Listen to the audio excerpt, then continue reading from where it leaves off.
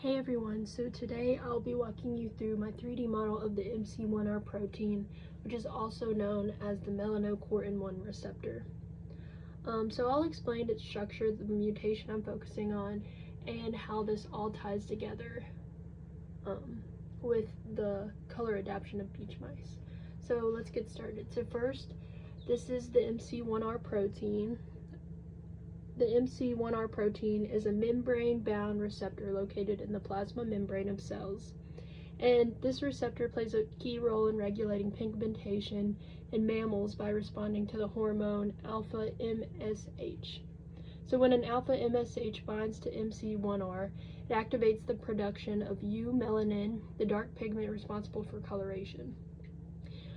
This protein is found in skin and hair cells, and mutations in the MC1R can affect pigmentation, which is exactly what we're gonna talk about today. So now, about the 3D shape of MC1R, it belongs to a class of proteins known as the GPCRs, so the G protein coupled receptors. And so these receptors have a characteristic of barrel-like shapes with 7 alpha helices that span the cell membrane. So as you can see here, I've used hair ties to represent these 7 transmembrane helices. So each helix is arranged to pass through the lipid bilayer of the membrane. And so now the MC1R protein doesn't have any subunits in the traditional sense, but the 7 helices work together to create the functional receptor. So in my model, I used each hair tie to represent 1 helix. So to represent the extracellular domain where alpha MSH binds, I've used the piece of paper to form small loops. So these parts are critical because this is where the hormone interacts with the receptors.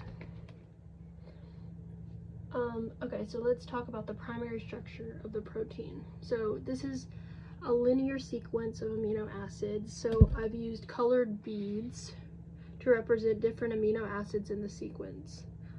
So for example, at position 67, we have a mutation from arginine to cysteine.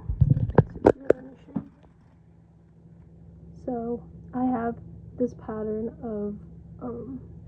of beads, and so where this orange one's supposed to be arginine is cysteine, representing. So this is yellow instead of orange. So this mutation from arginine is arginine to cysteine. And so here you can see the residue 67 where the R67C mutation occurs. So in the normal version of MC1R, arginine is a positively charged amino acid that helps the receptor bind to alpha MSH. However, in the mutated version, cysteine is substituted, which changes the shape of the binding pocket. So this makes the receptor less able to bind alpha MSH, which leads to a decrease in eumelanin production. So as a result, less dark pigment is produced, and then the organism exhibits lighter fur coloration, which is overall beneficial for camouflage in sandy environments, so like in beach mice. So the alpha MSH, so this is the small bead on this side that I've used to represent that, to represent this hormone. And so in the normal model, the alpha MSH fits perfectly into the receptor's extracellular domain, activating signaling inside the cell. However, in the mutated MC1R, the shape of the binding site is altered, so the hormone can't bind properly, which leads to the reduced pigmentation. So to illustrate this mutation, I made 2 sequences. One that's normal and then one that's mutated. So this allows me to compare the two and show how the mutation affects the protein's structure and function. Okay, so the MC1R protein is embedded in the plasma membrane, and I use this piece of paper to represent the lipid bilayer. And so you can see how the 7 alpha helices pass through the membrane. And this structural arrangement is very crucial because it allows the receptor to receive external signals like the binding of alpha MSH while staying embedded in the cell membrane. Okay, so now let's talk about the limitations of this model. So it shows the basic structure and the mutation, but there's things that this model doesn't fully represent. So it's a simplified version, obviously. So we're not showing the exact sequence of over like 300 amino acids in MC1R. So this is just a small segment.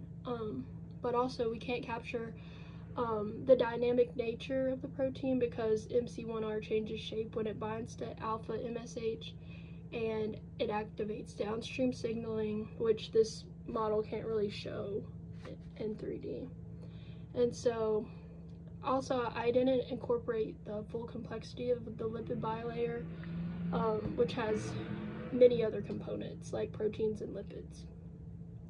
But to sum this all up, this 3D model helped me to visualize the MC1R protein, its structure, and how a single mutation, which is R67C, can impact its function, which leads to a lighter fur color in beach mice. So this adaptation offers them a better chance of survival in their environment, and while this model is simplified, it provides a good foundation for understanding the protein structure and its role in pigmentation. So thank you so much.